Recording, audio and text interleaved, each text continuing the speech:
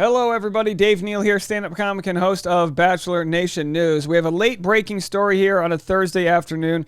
Erich from the current season of The Bachelorette has issued a full apology following the emergence of a photo of him from 2012, I believe 2011, 2012, from his high school yearbook photo where he dressed up as we now know to be Jimi Hendrix, was dressing as Jimi Hendrix in blackface.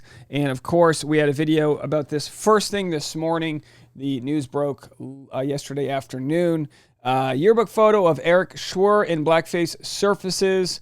And there's the photo right there. And of course, this made its rounds. A Redditor posted a photo of Erich in their 2011 yearbook when he was a senior in high school. So I'm going to read his apology statement and what others from his cast have said. Nate Mitchell just commented and some other comments that are existing out there. He posted this. I wholeheartedly apologize for the insensitive photo of me in blackface from my high school yearbook that has been circulating. What I thought at the time was a representation of my love for Jimi Hendrix was nothing but ignorance. I was naive to the hurtful implications of my actions to the black community and those closest to me, and will forever regret my offensive and damaging behavior. I am deeply ashamed by my actions and understand that my apology is only the first step in taking accountability. This came out just 1 hour ago, and of course it's received plenty of comments ranging from "we forgive you" to "no need to apologize" to everything in between. And of course, it's important to recognize that it's not your apology to receive if you are not part of a community that would be affected by something like that. So there's, oh no, everything's just fine. Likewise, I think that in most cases, people who do apologize, I say apologize here, but people who do apologize in this sort of performative way, not necessarily that it's bad that it's performative, but it is. It's to the audience of a TV show he is on. Most people get it wrong the first time, or most people don't necessarily get all of the information that would make a good apology. It's up to the consumer to decide if they feel like this is worthy of their forgiveness.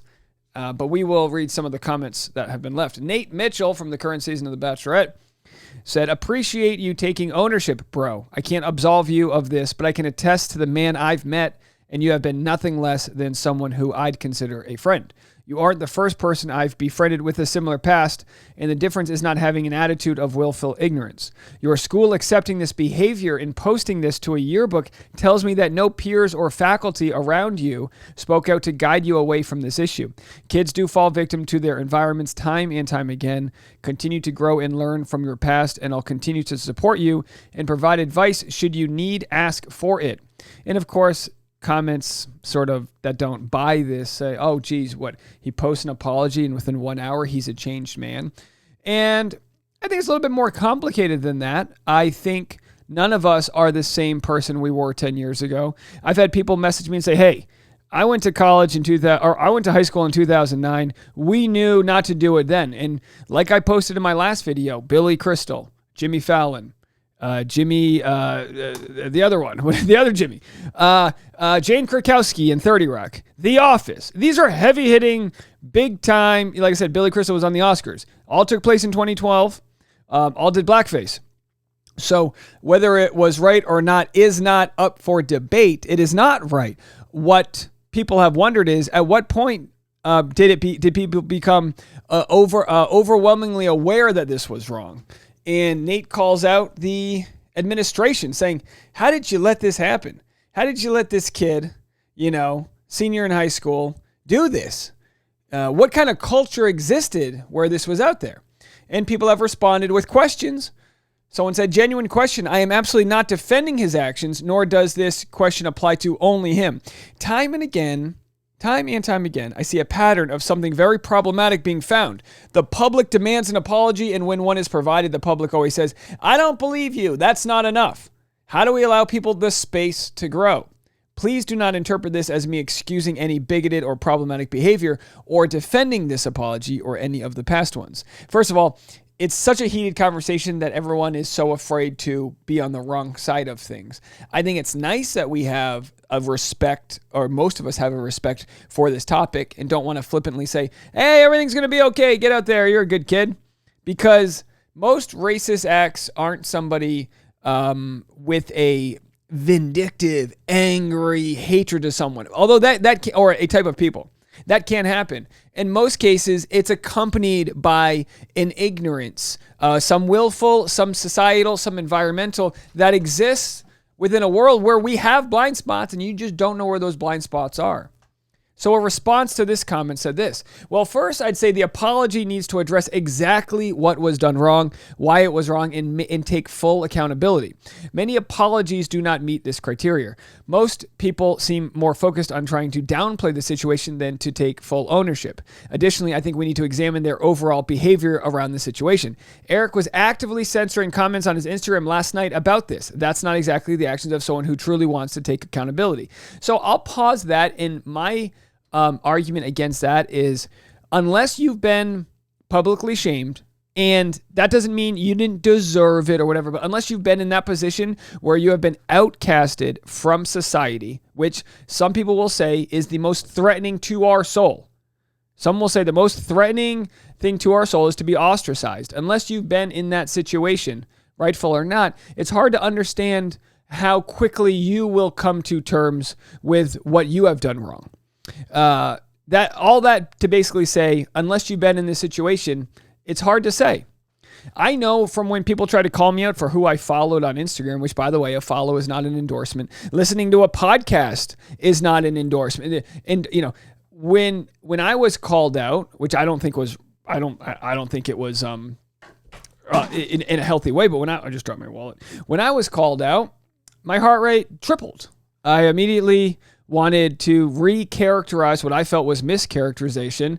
And I probably, and in most cases, people should take time to understand their emotions. So on one hand, people demand an apology right away. Oh, he's blocking people. He doesn't feel bad. He's this, he's that, the other. And on the other hand, if you take enough time to really understand your impact, people will say, oh, he's, 3 days later, oh, now you're apologizing because it hurts your bottom dollar. A little bit of a damned if you do, damned if you don't. I think in a day and age where we can very easily post videos, a video apology would go a long way too. It takes more effort and can help you better express your remorse in your apology. It's more personal. And by the way, I've said that about Chris Harrison, who he was trying to protect the show. Same thing with Rachel Kirkconnell with their stories. I said, get out there and let people hear your voice. That is way more powerful than words, because words on a page will be interpreted however they are pleased by the audience, which is why when I didn't apologize, but when I was called out, I immediately wanted to respond with my voice to show people my feeling and my heart and not whatever they wanted to believe I would have sounded like. Additionally, I think he needs to call out everyone who's defending his actions. Allowing that mindset to breed in the comments on his post just makes the entire apology feel like a farce. He needs to actively engage in the conversation and make sure people understand why what he did was wrong and why it doesn't deserve any type of defense. Of course, one of the best apologies that existed out there was Rachel Kirkconnell, who gave a damn near flawless apology. I said this all along. She's the only one of recent Bachelor scandal that has nailed out of the park her apology. It says edited, so I don't know what was said here before. But she said, moving forward, I will utilize my platform to amplify voices that are extremely knowledgeable in these subjects. And then she posted this video, which we're not going to play the full thing, but you can see and hear and feel her remorse for what went down, of course, with regards to her being at an antebellum-themed party. Hi. I just want to come on here and say a few things. And you can listen to the whole thing. We've already covered it. But, just taking that breath in that moment, that's a good step. But if you're not ready, I mean, she did this a month or so after her initial controversy broke, against the wishes of the Bachelor producers. And maybe also Erich probably, if we know how the Bachelor producers work, they probably wanted him to address it on After the Final Rose. But my advice, which I've said all along, is get out there and say, don't lie, speak from your heart. But if you're apologetic, if you feel stupid and humiliated and so regretful, say that. Now, there's a ton of comments from people saying he didn't specifically say it was racist, or he didn't say this or say that. like I said, most people don't get it right the first time, but I prefer an ongoing conversation. And if you feel like you have more to talk about with it, I think that's a great thing. I think these are great conversations to have on podcast, long form content. I'd love to know what you guys think about all this. I'll be playing your voicemails tomorrow. So if anyone wants to leave a voicemail regarding this topic, 401-213-9828, and I will see you all later. Bye, guys.